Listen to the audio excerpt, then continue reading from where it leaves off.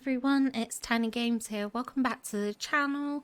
I'm here with a touch of magic tutorial for you today. I haven't really done this before, I don't think.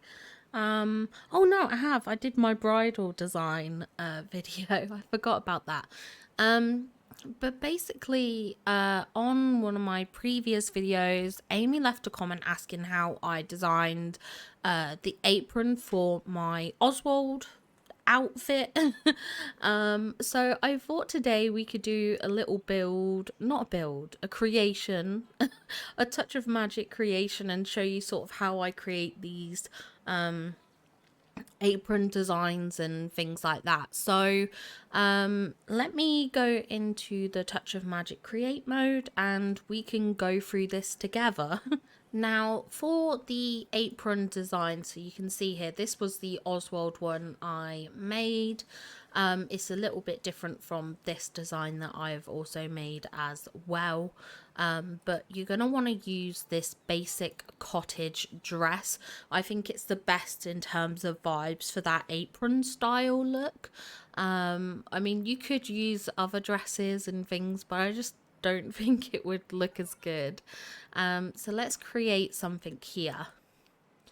Now, the first thing I would do is pick a colour for the dress. It can be literally any colour that you want, anything that you like, and things like that. You just have to select a colour. And then the next thing I do to make the apron is in miscellaneous. Yeah, it's in miscellaneous. There's these two motifs here, and they're like a little pocket motif. So we have this one here which has the point, and then we've also got this one here which is a more square look. So it just depends which kind of shape of apron you prefer, whether you want something a bit more squarer or something with a bit more shape.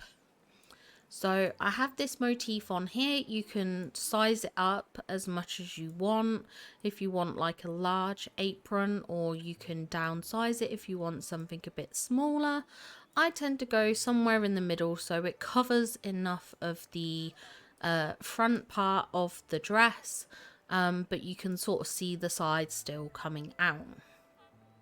Now, because you don't want like a dress just like floating in midair, what I then do is I grab a shape, and I either grab the flat one or this curved one, and then you just angle it and bring it around. It can be a bit difficult to control. Don't worry if you're struggling.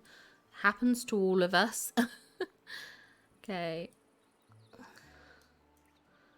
Yeah, see, this is like not angling the way that I want it to.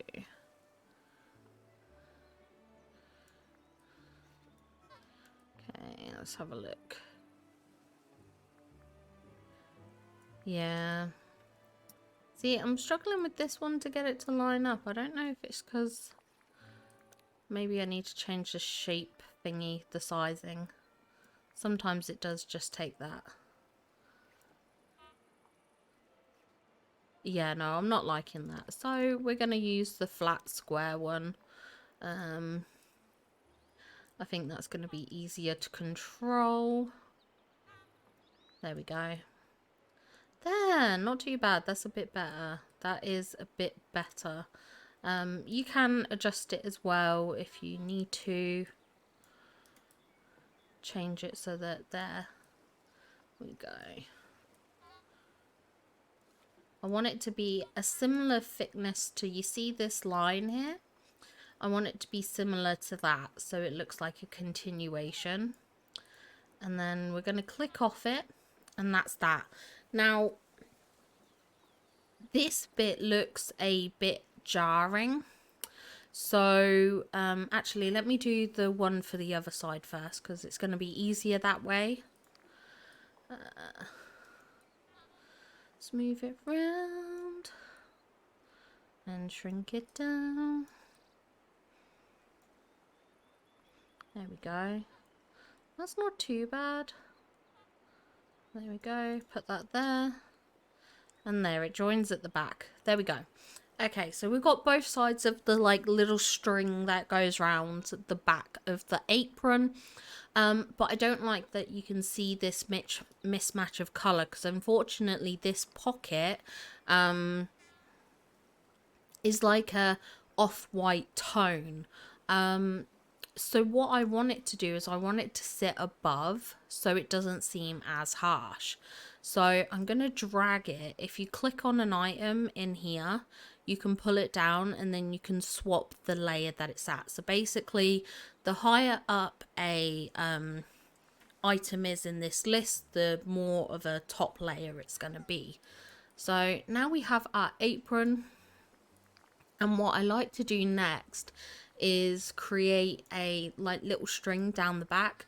There's a couple of ways you can do this. You can either use the bat if you have this symbol. I don't know if everyone has it. I don't remember if it was from a star path or something. Okay, there we go.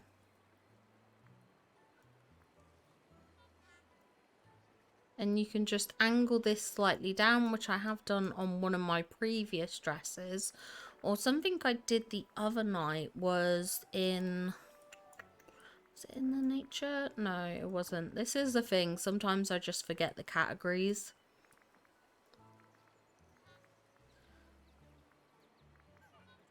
Oh, I wonder if things like the fork could work.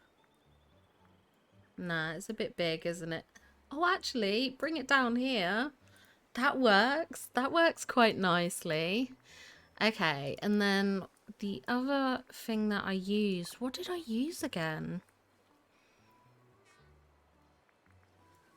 Oh, I feel like it might have been the music symbol. I'm gonna have to click on my other outfit to remember, because I don't know now. Like, it could have been, but I don't think it was that. Was it a shape?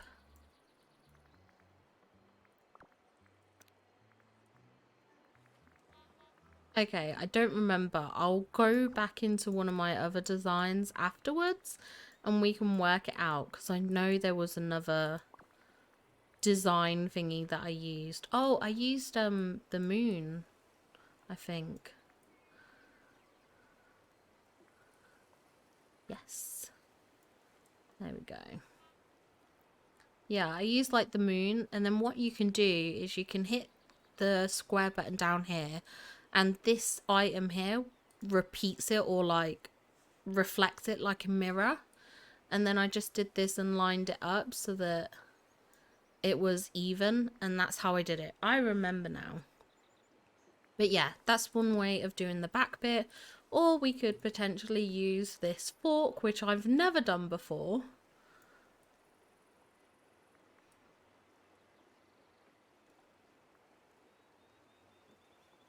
It does give a bit of a smaller drop,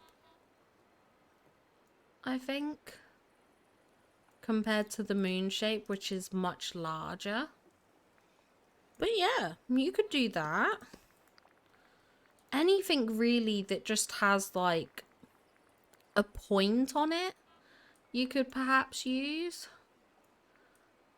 I feel like this is too sharp and jagged.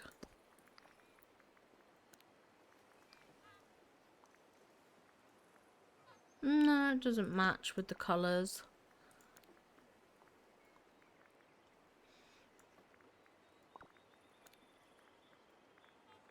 Yeah, I think they're gonna be the best. I mean, potentially like things like this might work. Oh no, it's a bit much.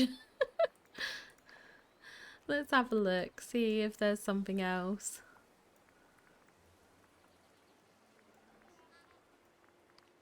Maybe this?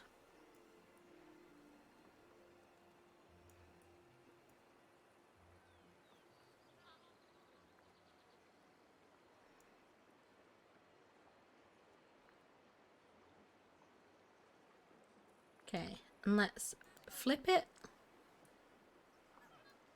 There we go. And it's just to create the like little dangly bits. So you can see here, there's lots of different ways you can do that for creating that apron design. And then you can of course leave the dress just as is. One thing that I sometimes like to do, I did this on the dress I was wearing at the beginning of the video, is just to get some kind of a pattern.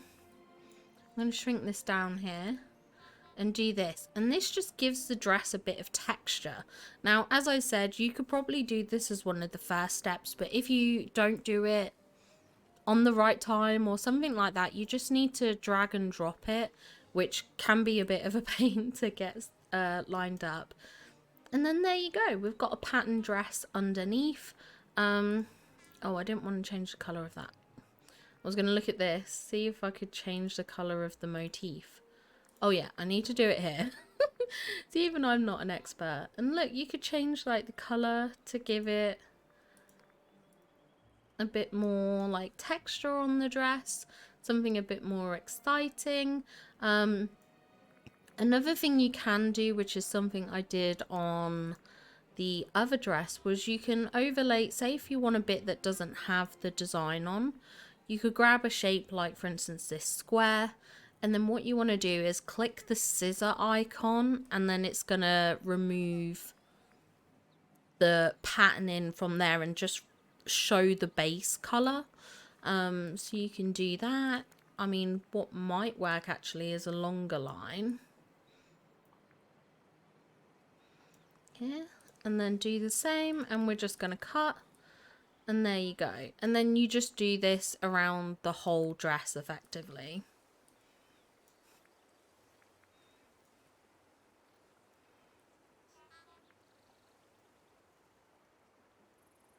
And then we're gonna cut again. Now, when you get to the back of the dress, it's important to note that there's like a divide down the dress. So you won't be able to get like all the way across. In this case, you can do the little flippy thing. Oh, if I can line it up correctly. There we go. And then what you can do is you cut. And then again on the other side, you just cut it out. Now, obviously this isn't very even. So one thing you can do is you can just go into like the edit mode and just adjust it as you see fit. And there we have it. That's the dress. You have an apron dress. As I said, you can have a play around and see what different things you like as bows. You could potentially, hold on, if I go into edit, what you could do is you could add on like a little floral motif or something onto the back here. I think this one might not be a very good one to use. And just reverse it, and then there you go, you've got kind of like a big floral decor thing. You'll probably find that ones like this are going to be a bit better, where you can sort of line it up and have like a even divide, and then it makes a bit more of a normal shape. So if you wanted it to have like a little, almost like a broochy kind of detail, you can do that. Another thing you can do is also change the color of the buttons, for instance. So what you need to do is hover a motif over the buttons. For instance, I've just picked up this white color here with the circle, and then you can do that for like all of them. You just have to hover over the button like location. And there you go. And if you wanted to, you could make it more in keeping with the dress. Change the colour to like a pinky tone so it matches. Whatever you want to do. Or you could do like really bright contrasting buttons. Or keep it neutral with like the white colour. Or change it to a black. Whatever you want to do really. There's a lot of creative ways you can do it. So one of the things I would say with these Touch of Magic designs, don't worry about it looking perfect in all the little spaces. As you can see here, when I look closely at this, you can see the slight flaws and things like that, how it doesn't quite match up. color wise and stuff like that. Just have fun with it, because at the end of the day, when you're running around in your outfit, you're probably not gonna notice that. It's just such a small detail. Again, with the the lacy bit at the bottom of the dress, are you gonna notice that it's not perfectly even? Probably not. Especially when the dress flares like this, like you're not gonna notice and stuff like that. So that's my little tutorial, I guess, on how to create a touch of magic apron design dress. If I remember, I'll leave the link to the bridal design one that I did, because that one is super simple to do. There's a lot of very easy things you can do with touch of magic. I have mentioned it in one of my previous videos as well. So anyway, I hope this was kind of helpful, informative, sort of gives you ideas of different ways you can play around with touch of magic and things like that. And yeah, I hope you enjoyed it. Anyway, I'll see you all in the next video. Bye guys.